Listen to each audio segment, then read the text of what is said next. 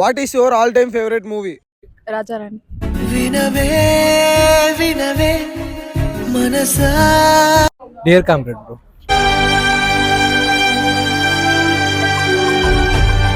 సీతారామ.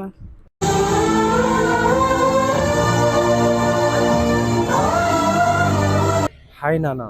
ఇటు రావే నా గాజు బొమ్మ. Dear comrade. అడిగిల్లి మోహమే. తొలి ప్రేమ అన్న పవన్ కళ్యాణ్.